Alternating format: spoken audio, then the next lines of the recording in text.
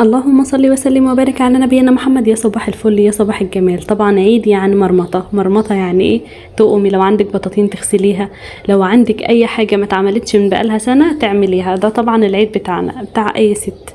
والله الحاجه دي لو معموله من شهر واحد هتعيدها برضو. ما تسالونيش ليه، مش عارفه. احنا كستات بيوت بنحس ان احنا عايزين نفرح بالعيد، بس بنطلع روحنا في الاول يعني لازم نتمرمط.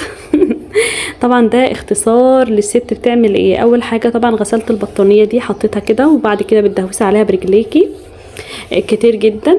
وهنا طلعت فوق السطح، تعالوا ما اوريكم بقى دي اللي بفرشها قدام باب الشقه. طبعا كانت عايزه ضحكه حلوه كده، ما اتغسلتش بقالها كتير، فقلت اغسلها معاكم بالمره. طبعا الجو والله ما شاء الله كان هو شمس لكن فيه هوا، لدرجة شايفين بقى العباية بتاعتي بقى بتطير ازاي بترفرف. الجردل ده بتاع فوق حطيت فيه شوية اي نوع بقى مسحوق بتستخدميه. وبعد كده هننزل بقى نغسلها على طول. غسيلها سهل خالص، مخدش اي حاجة معايا، مخدش اي وقت، مع انها مطربة جدا. لكن مجرد ما حطيت عليها من مسحوق، شايفين بايديا كده بتنضف. بايديكي دي مش هينفع فيها فرشة لانها شبه النجيلة الصناعي يعني.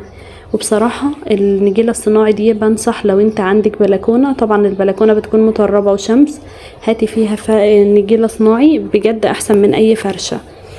فرشت في البلكونات فرشة غير النجيلة، لقيتها مش بتتحمل خالص معايا، وبعد شوية بتدوب من الشمس. دعكتها بداية كده، نضفت بقى وما فيش، مع انها كانت فيها تراب السنين. مش عارفة اقول لكم كان فيها تراب قد ايه ولا ايه الكمية.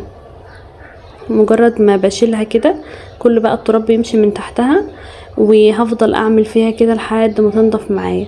على الحظ بقى اليوم ده يوم قبل الوقفه بيوم، كل سنه وانتم طيبين يا حبايبي، ربنا ما يحرمنيش منكم ابدا.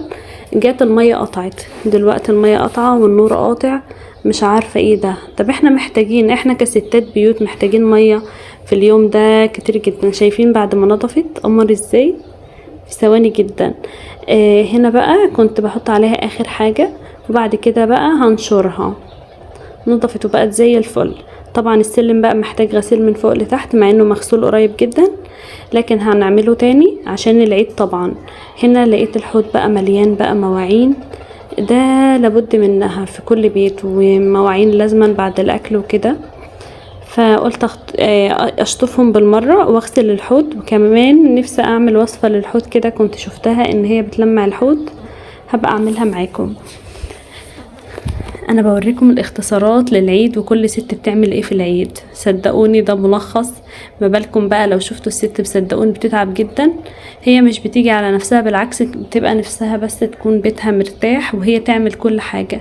اي ست كده.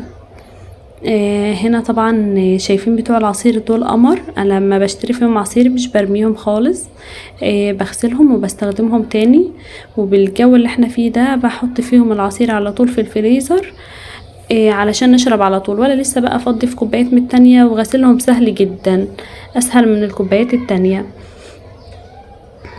على الحظ المية قطعت، رحت بقى غسلت البطاطين. عندي سلفتين، قلت لها معلش عديني بقى لما اغسل عندك.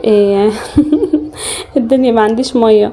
رحت غسلت عندها البطاطين بقى، غسلت بطانيه وجوز الحفا كده، وما خدوش وقت خالص. وانا كنت قاعده من بدري وناعيه همهم وكده، لقيتهم الحاجه بتخلص بسرعه، احنا بس اللي بنأجلها.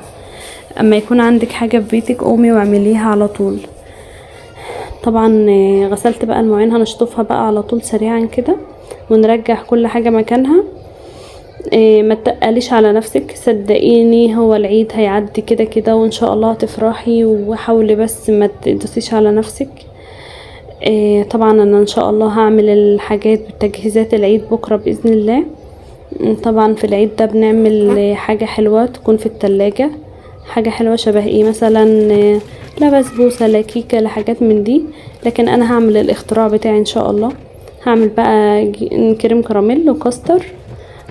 مش عارفة هعمل جيلي ولا لا، بس ان شاء الله هعمل وترمس وبس كده. والعيد ده ان شاء الله هنعديها. هنا بقى خلصت بقى المواعين بتاعتي، فاضل الحوض. وطبعا اي ازاز عندك دلوقتي تغسليها وتحطي فيها ميه في الصيام اللي احنا فيه ده. يا رب تقبل يا رب، اللهم امين. كده الحمد لله صمنا 8 ايام. فاضل يوم بإذن الله على خير، ويا ربنا يتقبل يا رب منا ومنكم صالح الأعمال.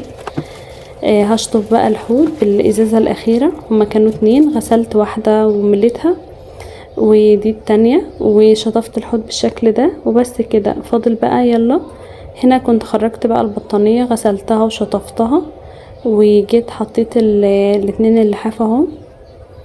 طبعا هنزل عليهم بأي حاجة عندك وبعد مسحوق عندك، وبعد كده برجلك على طول وتدعكيه وبس كده. ويا رب الفيديو يكون عجبكم، واشوفكم في فيديو جديد، ومع السلامة يا احلى متابعين في الدنيا. سلام.